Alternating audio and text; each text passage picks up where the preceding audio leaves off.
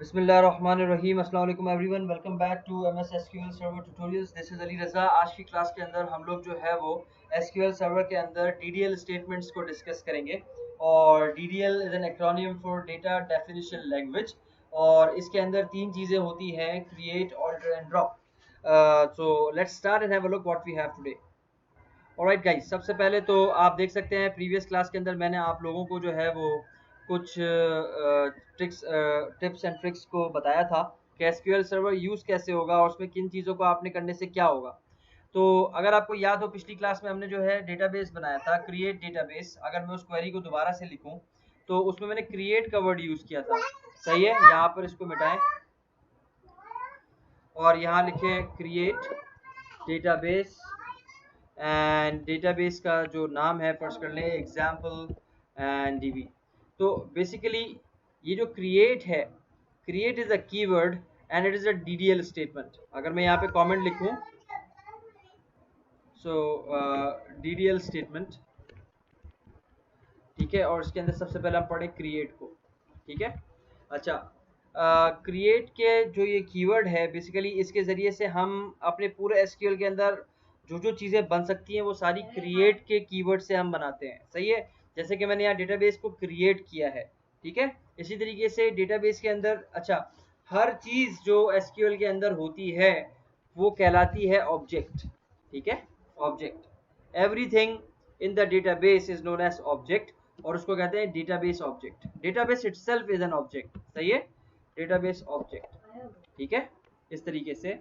और डीबीओ इसको short form में कहते हैं, डीबीओ। सही है, तो डेटाबेस ऑब्जेक्ट, डेटाबेस इटसेल्फ जो आप डेटाबेस बना रहे हैं, जैसे अली रजा डीबी मैंने यहाँ पे डेटाबेस बनाया है, या एग्जाम्पल डीबी जो डेटाबेस में बना रहा हूँ, itself it is an object. Okay, जिसके ऊपर काम होगा। अच्छा, क्रिएट डेटाबेस। अब इस डेटाबेस को मुझे यूज़ करना है ना, कौन से डेटाबेस को यूज़ करना है, मैंने बताया था आपको पिछले लेक्चर के अंदर, अली रजा डीबी, मुझे इस डेटाबेस को यूज़ करना है। अच्छा, यूज़ करने के बाद मैं यहाँ पे अगले स्टेप के अंदर मेंशन करूँगा कि मुझे टेबल क्रिएट करना है। अब देखो, बात सारी ये है कि टेबल क्रिएट कैसे होगा, और ये तो एक अगला स्टेप है, लेकिन उससे पहले हमने ये देखना है कि डेटाबेस जो क्रिएट हुआ है ये ड्रॉप कैसे होगा। मतलब अगर इस डेटाबेस को आप क्वेरी के जरिए ड्रॉप करना चाहें तो आप यहाँ लिखेंगे ड्रॉप। सही है, डेटाबेस, और डेटाबेस का नाम जो कि है अली रजा डीबी। अगर आप सिर्फ इतनी क्वेरी को चला देंगे तो आपका डेटाबेस डिलीट हो जाएगा आपके हार्ड ड्राइव से। और एक और बात बता दूं कि ड्रॉप जो है, ड्रॉप के ज़रिए से अगर जो भी चीज़ आपने ड्रॉप वंस कर दी वो अंडू नहीं हो सकती, वो दोबारा वापस नहीं आ सकती। तो इसको बहुत एहतियात से आपने यूज़ करना है ड्रॉप की कीवर्ड को। तो क्रिएट और ड्रॉप। इसी तरीके से आपने जो डेटाबेस बनाया है इसके अंदर कुछ चेंजेस करनी है आपने, तो आप जो है वो उसको कर सकते हैं। ठीक है, उसके अंदर चेंजेस कर सकते हैं। मतलब डेटाबेस का नाम चेंज कर लिया, उसकी लोकेशन चेंज कर दी, या कोई और काम कर लिया, तो आप ऑल्टर की कीवर्ड से, जो मैंने ऑल्टर लिखा था उसके कीवर्ड से जो है वो हम काम कर सकते हैं। तो क्रिएट, ऑल्टर एंड ड्रॉप, ये तीन कीवर्ड्स हैं जिनके जरिए से हम काम करते हैं। इनको DDL स्टेटमेंट्स कहते हैं, data definition language, because you define the object with the help of these three things: create, alter and drop. सही है, क्रिएट से डेटाबेस में, या डेटाबेस खुद क्रिएट होगा पूरे एसक्यूएल के अंदर। ऑल्टर से मॉडिफिकेशन होगी, जिसको हम ऑल्टरेशन कहते हैं आपकी बनी हुई चीज़ के अंदर। एक चीज़ जो क्रिएट हो चुकी है वो दोबारा क्रिएट नहीं होगी, फिर वो ऑल्टर होगी। और ड्रॉप से आपका डेटाबेस डिलीट हो जाएगा, आपके हार्ड ड्राइव से रिमूव हो जाएगा। सही है, अच्छा, इसके बाद ये काम तो हो गया। इसी तरीके से आप अगर यहाँ पे ये लिखें ऑल्टर, सही है, और डेटाबेस, डेटाबेस का नाम अली रज़ा डीबी। ठीक है, आप ऐसे भी लिख सकते हैं और स्मॉल में भी लिख सकते हैं, अली रज़ा डीबी। सही है, और उसके बाद एक कीवर्ड है आपके पास, लेट्स से रीनेम। यहाँ पे रीनेम नहीं है, खैर वो माई एसक्यूएल के अंदर है। तो आप जो है वो डेटाबेस को रीनेम वगैरह भी कर सकते हैं इसमें।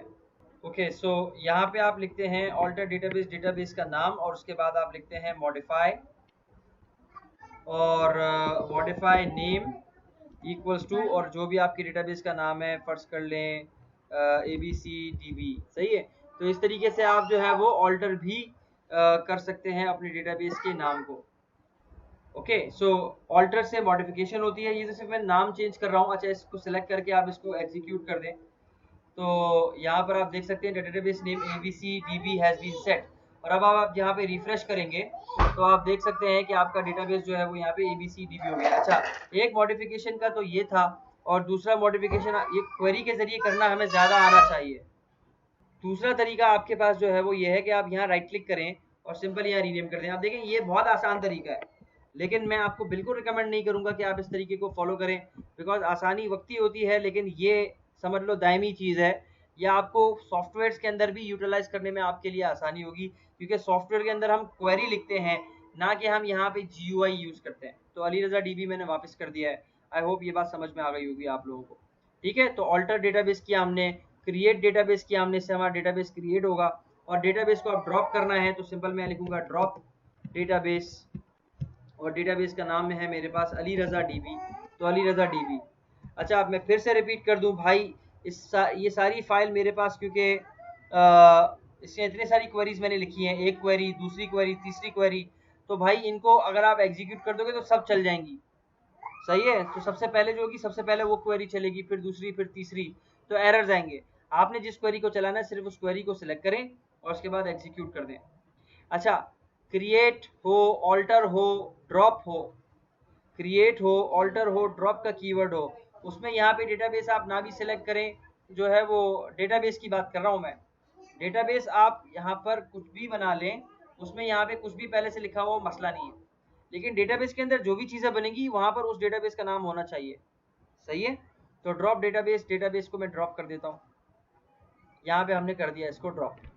ठीक है, तो कमांड्स कंप्लीटेड सक्सेसफुली, लेकिन यहाँ से हटा नहीं है। आप राइट क्लिक करें, रिफ्रेश करें, आप देख सकते हैं मेरा अली रज़ा DB मिसिंग है। ठीक है, अब इस फाइल को अगर मैं सेव करना चाहूँ ताकि बाद में मैं इन क्वेरीज को दोबारा चलाऊँ या मैं इनको चला कर देखूँ, तो आप इसको Ctrl+S करके सेव कर दें हार्ड ड्राइव पे कहीं पर भी। सही है ना, लेकिन क्रिएट से, ऑल्टर से, ड्रॉप से जब ये तीनों क्वेरीज आप चला देंगे ना तो दायमी काम हो जाएगा, टेम्परेरी काम नहीं होगा। मतलब ड्रॉप हो गया तो हो गया, अब आप इस फाइल को सेव करें या ना करें, ड्रॉप हो गया डेटाबेस आपकी हार्ड ड्राइव से, क्रिएट हो गया तो हो गया। अब इस फाइल को आप सेव करें या ना करें। I hope it is clear to everyone. तो अगर मैं यहाँ पे लिखूँ क्रिएट डेटाबेस फिर से और अली रज़ा DB, तो अब ये फिर से बनेगा अली रज़ा DB। सिर्फ इस फाइल को, सिर्फ इतनी क्वेरी को एग्जीक्यूट कर रहा हूँ मैं, नो मैटर यहाँ पे क्या भी लिखा हुआ है, सिर्फ डेटाबेस के मामले में। तो देखें कमांड्स कंप्लीटेड सक्सेसफुली, और यहाँ पे रिफ्रेश, और आप देख सकते हैं अली रज़ा DB यहाँ पे आ रहा है। सही है ना। अच्छा, इसी तरीके से अब हम लोग अगले स्टेप पे जाते हैं। डेटाबेस तो बन गया, अब इस डेटाबेस के अंदर क्या है, जरा इसको खोल के देखें। इस डेटाबेस के अंदर बहुत सारे टेबल्स आ रहे हैं, और मतलब बहुत सारे जो है फोल्डर्स आ रहे हैं, और इन फोल्डर्स के अपने अपने मीनिंग्स हैं। सबसे पहले तो जिस फोल्डर को हमने यूटिलाइज करना है वो है टेबल्स का फोल्डर। टेबल्स किसको कहते हैं, फर्ज कर लें आप, इसकी मैं एग्जांपल ऐसे देता हूं कि आप फर्ज कर लो किसी जगह एडमिशन लेने गए, वहां पे उन्होंने आपको एक ब्लैंक पेपर पकड़ा दिया कि इस ब्लैंक पेपर को फिल करके दें, लेकिन ऐसा कहीं होता नहीं है। आपको जब भी एक डेटा एंट्री फॉर्म मिलता है तो उसमें नेम क्या जो है वो कॉलम बना हुआ होता है, और फादर नेम, और फ़ोन नंबर, और ईमेल, और घर का एड्रेस, और फोटोग्राफ, और पता नहीं क्या कुछ उस फॉर्म के अंदर लिखा हुआ होता है। और उस जगह पे जहाँ पे नेम लिखा होता है वहाँ पे आप अपना नेम देते हो, जहाँ एज लिखी होती है आप वहाँ अपनी एज देते हो, एंड सो ऑन। तो इसी तरीके से टेबल का भी यही काम है, it acts like a form. आपको जिस तरह का डेटा स्टोर करना है, ये जो डेटा स्टोर करना है उसका आप एक टेबल बना लें या बहुत सारे टेबल बना लें। सही है, तो ये सब तो मैं यहाँ से अभी हटा रहा हूँ, इनकी ज़रूरत नहीं है मुझे। सबसे पहले मैं करूँगा यूज़ डेटाबेस, जो कि मेरा है अली रज़ा DB, और उसके बाद यहाँ पर जो है वो क्रिएट टेबल, और टेबल का नाम हम यहाँ पे मेंशन कर देते हैं एम्प्लॉइज, लेट्स से। ठीक है, तो अली रज़ा DB के अंदर मैं अपना टेबल क्रिएट कर रहा हूँ सबसे पहला, मतलब मैं एक फॉर्म क्रिएट कर रहा हूँ अपना, जिसके अंदर मैं एम्प्लॉइज का रिकॉर्ड लूंगा। तो जाहिर सी बात है, जब हम किसी चीज़ का रिकॉर्ड एंटर करने लगते हैं तो उसको फर्स्ट कर लें, किसी सब्जेक्ट की आप एक कॉपी बना रहे हो तो सब्जेक्ट मतलब उस सब्जेक्ट का नाम शुरू में लिखते हो ना कि ये इंग्लिश का सब्जेक्ट है, ये मैथ की कॉपी है, ये किस चीज़ की कॉपी है। तो इसी तरीके से आप जो है वो यहाँ पर जिस चीज़ का डेटा स्टोर करवा रहे हो उस चीज से रिलेटेड इस टेबल का नाम आपने रखना है। एम्प्लॉइज का डेटा इसमें सेव हो रहा है तो एम्प्लॉई का नाम आपने यहाँ रखा, सही है। या इसको आप ऐसे भी कह सकते थे, अक्सर लोग जो है वो टीबीएल का जो है ना ऐसे कहते हैं, टीबीएल अंडरस्कोर एम्प्लॉई। तो आसान अल्फाज में आप ऐसा कर लें एम्प्लॉई या फिर एम्प्लॉइज। अच्छा, स्पेस वाला नाम नहीं देना है आपने, सही है। अच्छा, क्रिएट टेबल, टेबल का नाम हम डीडीएल स्टेटमेंट सभी पढ़ रहे हैं, सही है ना। तो क्रिएट, अच्छा इसके बाद राउंड ब्रैकेट्स आएंगे और उसके बाद टैब दबा के थोड़ा सा आगे आ जाओ ताकि समझ में आए। अब आपके एम्प्लॉइज का कौन कौन सा डेटा आपने स्टोर कराना है, आपने अपने एम्प्लॉइज का कौन कौन सा डेटा स्टोर कराना है, तो उसके लिए आपने लिखा यहाँ पे ईएमपी। अब फॉर्म फील्ड्स हैं ये, मैंने कहा एम्प्लॉय की आईडी, तो मैंने कहा ईएमपी आईडी, सही है कि मुझे एम्प्लॉय की आईडी सेव करानी है। इसकी डेटा टाइप क्या होगी, जिस तरह प्रोग्रामिंग में हमारे पास हर चीज़ की डेटा टाइप होती है, हर वेरिएबल की डेटा टाइप होती है, इसी तरीके से यहाँ पर आपके पास हर फील्ड जो आप बनाओगे अपने टेबल के अंदर तो उसकी भी डेटा टाइप मौजूद होगी। अच्छा, एक और चीज़ मैं आपको बताता चलूँ कि अगर टेबल की मैं लघवी मायने में या आसान अल्फाज में अगर हम देखें, एमएस वर्ड के अंदर हम लोग जो टेबल बनाते थे वो कैसा बनाते थे कि भाई ये टेबल है और उसके अंदर जो है ना, टेबल क्या है, table is a collection of rose and columns, table is a collection of rose and columns. तो ये मैं क्या बना रहा हूँ, ये मैं सारे के सारे क्या बना रहा हूँ, कॉलम्स बना रहा हूँ, ठीक है। तो इस तरीके से हम एमएस वर्ड में बनाते हैं ना, ओके। तो यहाँ पे ये हमने सारे कॉलम बना लिए, चले। अब हर कॉलम के अंदर आप कुछ ना कुछ हेडिंग देते हो कि भाई आप जो है वो ये मेरे यहाँ पे इसमें मैं दे दूंगा आईडी, और इसके बाद यहाँ पे उस बंदे की आईडी आएगी एंड सो ऑन। इसी तरीके से दूसरा कॉलम, और इसी तरीके से मतलब तीसरी, ये रो है। तो हॉरिजॉन्टल जो होती है वो रोज होती है, वर्टिकल जो होते हैं आपके पास कॉलम्स होते हैं, सही है। तो इस तरीके से अब यहाँ पे ये हेडर्स हैं, तो हेडर्स के अंदर आपने यहाँ दिया कि भाई ये है आईडी, और ये आपके पास जो है वो यहाँ पे मैं ले लूँगा नेम, और फिर यहाँ पे मैं ले लूँगा एज एंड सो ऑन, ठीक है। तो इस तरीके से आपने ये पूरा टेबल फिल किया। अब यहाँ पे आईडी में आपने दे दिया 1, फिर यहाँ पे आपने आईडी में दे दिया 2, फिर यहाँ पे आपने आईडी में दे दिया 3। तो आप एक एक बंदे का रिकॉर्ड एंटर कर रहे हैं। नेम में मैंने दे दिया यहाँ पे 7, और यहाँ एज में मैंने दे दिया इसकी 23। तो व्हाट यू आर डूइंग, आप रिकॉर्ड कीपिंग कर रहे हैं ना। इसी तरीके से वलीद, और दूसरा डेटा इसको उठा के थोड़ा सा पीछे करें, और दूसरा डेटा यहाँ पे हमने डाल दिया 45 एज एंड सो ऑन। तो कहने का मकसद ये है, दिस इज नोन एज, ये जो आपके सामने है this is known as a record, sorry ये एरो गलत बना दिया मैंने, ये एरो बनेगा this is known as a row, सही है, इसको रॉ कहते हैं। तो इसको मैं यहाँ पे मेंशन भी कर देता हूँ, सॉरी मेरी ड्राइंग इतनी अच्छी नहीं है। तो this is a raw, and यहाँ पर जो है वो हम इसको ऐड कराएंगे, ये जो वर्टिकल है इसको हम कह देते हैं दिस इज माय कॉलम, सही है, इन एसक्यूएल। अच्छा, और वैसे भी टेबल के अंदर ये कॉलम है, ये रो है आपके पास। अच्छा, एसक्यूएल के अंदर ये तो नॉर्मल बात हो गई, एसक्यूएल के अंदर इसको कहते हैं कॉलम को, मैं आपको बताता हूँ, एसक्यूएल के अंदर कॉलम को कहते हैं एट्रीब्यूट, सही है। एट्रीब्यूट मतलब properties, attribute, this is an attribute, खसूसियत है ना, एक बंदे का नाम उसका एट्रीब्यूट है, उससे वो पहचाना जा रहा है। तो एसक्यूएल में कॉलम को एट्रीब्यूट भी कहते हैं। एक मिनट, एक काम करते हैं, इसको जरा रिमूव कर लेते हैं, और इसको भी रिमूव कर लेते हैं, थोड़ा सा इसको मैं प्रॉपर्ली लिख लेता हूँ। इसको अगर हम आसान अल्फाज में हमारी अंडरस्टैंडिंग के हिसाब से कॉलम कहते हैं, / एट्रीब्यूट, ठीक है। और अब ज़्यादा बेहतर रहेगा ये, ठीक है। तो ये कॉलम है, ये एट्रीब्यूट है। अच्छा, रॉ, रॉ को या आसान अल्फाज में हमारे लिए था रॉ, लेकिन एसक्यूएल के अंदर रॉ को क्या कहते हैं, यहाँ पे मैं मेंशन कर देता हूँ, रॉ और टपल। सो अगर मैं कहूँ how many attributes do we have in this table, कितने हमारे पास एट्रीब्यूट्स हैं, तो आप कहेंगे 3 एट्रीब्यूट्स हैं, बिकॉज 3 कॉलम्स हैं जो मैंने लिखे हुए हैं। वैसे ओवरऑल कितने, 1 2 3 4 5 6 7 8 9, सही है, तो 9 कॉलम्स। इसी तरीके से how many rows do I have, मतलब हाउ मेनी टपल्स, अगर आपसे कोई पूछे कि how many tuples do you have, तो आप कहेंगे कि 1 2 3 4 टपल्स हैं आपके इस टेबल के अंदर। आई होप यहाँ तक क्लियर है। और इस एक लाइन को, इस एक रो या एक टपल को रिकॉर्ड कहते हैं। ये आपका एक रिकॉर्ड है, ये दूसरा रिकॉर्ड है, ये तीसरा रिकॉर्ड है। क्लियर है ये बात, आई होप। अच्छा, अब ये तो कुछ बेसिक बात हो गई टेबल्स की, जिसके अंदर आप अपना डेटा स्टोर करवाएंगे अपने डेटाबेस के अंदर, सही है। तो यहाँ पर हम जिस तरह से हमने आईडी दी है, तो हमने लिखा है यहाँ पे आईडी, सही है, स्मॉल में दे दें चलें, ताकि आप कंफ्यूज ना हो, वैसे कैपिटल में भी दें मसला नहीं है, आईडी। अब अगर आप देखें तो इस एम एस पेंट के अंदर मैंने जो डेटा डाला है, आईडी जो है वो न्यूमेरिक है, नेम जो है वो टेक्सचुअल है, और एज जो है वो आपके पास न्यूमेरिक है। तो इसी तरीके से यहाँ पर आकर आपने अपनी डेटा टाइप को सिलेक्ट करना है।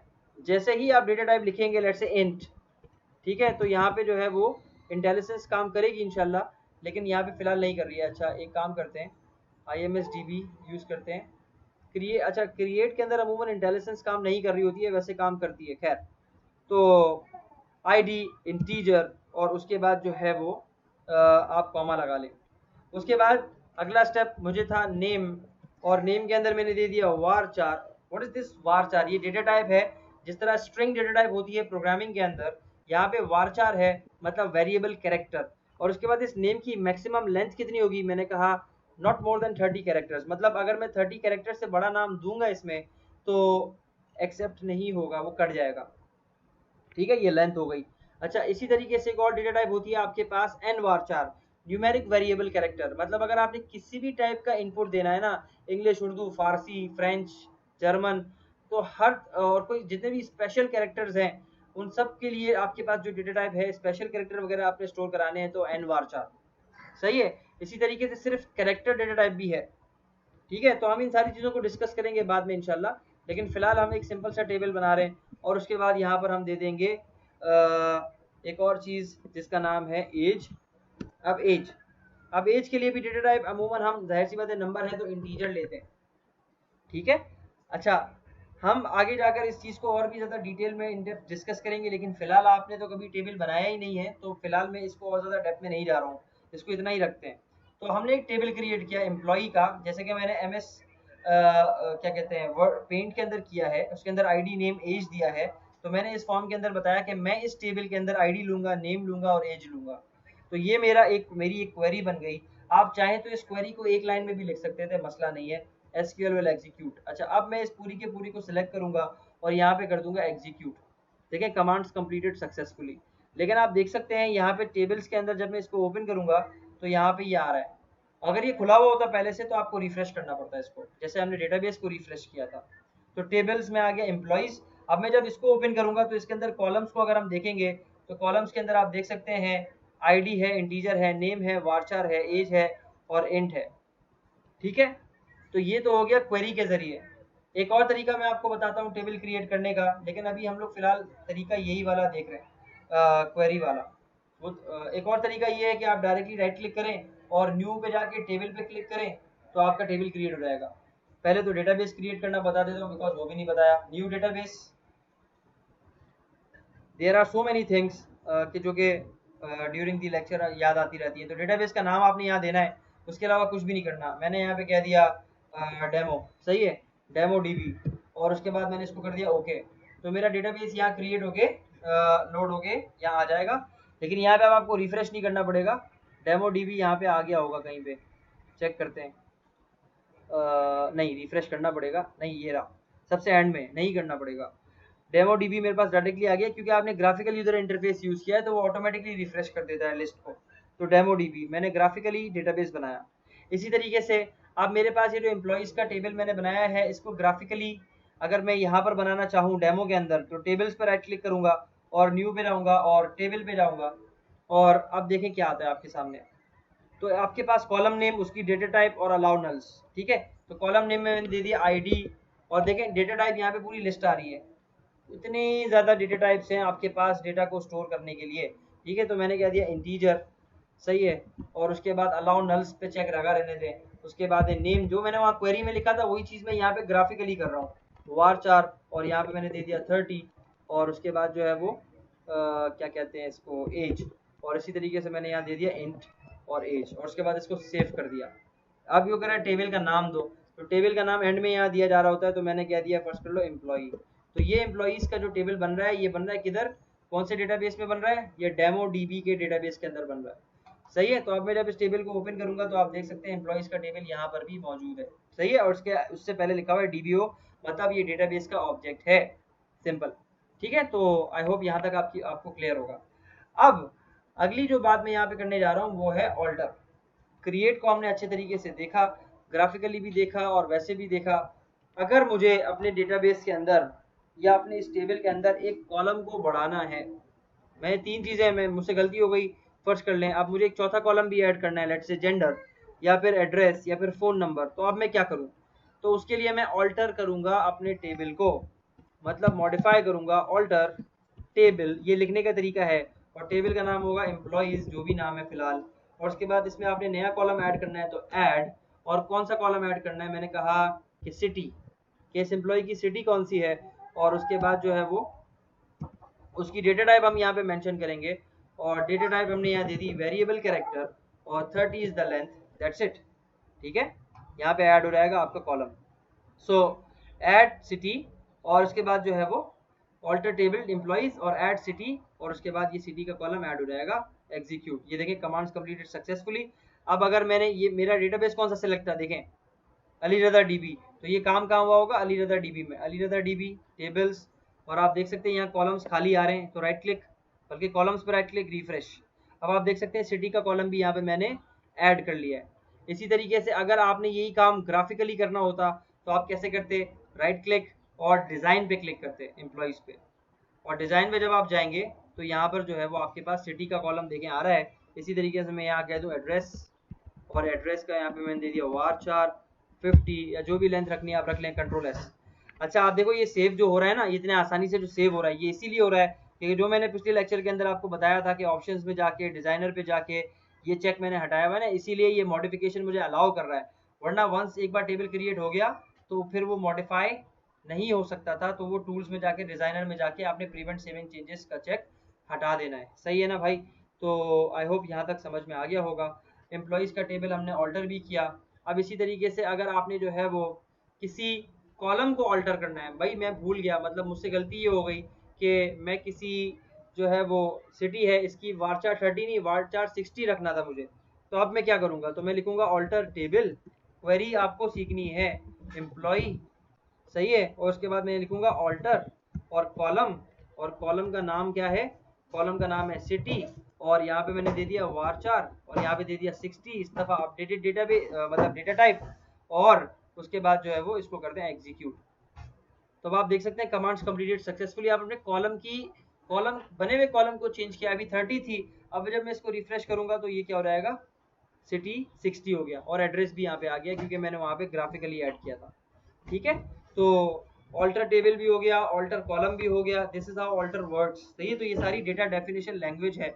इसी तरीके से आप जो है वो हम क्या करेंगे, किसी टेबल के अंदर फर्ज कर लो मुझे एड्रेस नहीं चाहिए, तो मैं फिर क्या लिखूंगा, मैं फिर से लिखूंगा ऑल्टर टेबल और एम्प्लॉइज, और मैं यहाँ पर मेंशन करूंगा क्या, कि ड्रॉप, देखें ड्रॉप यूज हो रहा है, ड्रॉप कॉलम, और कॉलम का नाम क्या है, एड्रेस, कि मुझे एड्रेस नहीं चाहिए। तो इस टेबल के अंदर ऑल्ट्रेशन करो और ड्रॉप कर दो एड्रेस वाले कॉलम को, एग्जीक्यूट, कमांड्स कंप्लीटेड सक्सेसफुली। अब आप जब यहाँ पे आके रिफ्रेश करेंगे तो आप देख सकते हैं एड्रेस यहाँ से रिमूव हो चुका है। तो हम अपना फॉर्म डिजाइन कर रहे हैं जिसके अंदर हम डेटा अभी बाद में लेंगे, अभी हम सिर्फ फॉर्म डिजाइन कर रहे हैं। इसी तरीके से अगर आप पूरा का पूरा जो है वो कॉलम ड्रॉप कर, कॉलम तो हमने ड्रॉप कर दिया, ठीक है, अगर टेबल ड्रॉप करना हो तो ड्रॉप और टेबल, और टेबल का नाम क्या है भाई, एम्प्लॉइज, तो आपका जो है वो एम्प्लॉइज का टेबल पूरा का पूरा ड्रॉप हो जाएगा, ऐसे ड्रॉप टेबल। अब आप यहाँ पे जब आके टेबल्स पे रिफ्रेश करेंगे तो आपको यहाँ पे टेबल्स में कोई भी टेबल जो आपने बनाया है वो नहीं दिखेगा। राइट, सो ड्रॉप टेबल देख लिया हमने, क्रिएट टेबल देख लिया हमने, ऑल्टर टेबल देख लिया हमने, ऑल्टर डेटाबेस देख लिया हमने, क्रिएट टेबल क्रिएट डेटाबेस देख लिया हमने, ग्राफिकल यूजर इंटरफेस भी हमने देख लिया। सो होपफुली आप लोगों ने बहुत कुछ सीखा होगा आज के लेक्चर के अंदर। इसको ज़रूर ट्राई कीजिए, इसको प्रैक्टिस कीजिए इंशाल्लाह, फिर इसको जो है वो हम अगली क्लास के अंदर फर्दर कंटिन्यू करेंगे। So that's all for today. Thank you for watching, and if you haven't subscribed yet, do press the subscribe button and do press the bell icon for latest tutorials. And till then, see you, take care, Allah Hafiz, see you in the next lecture.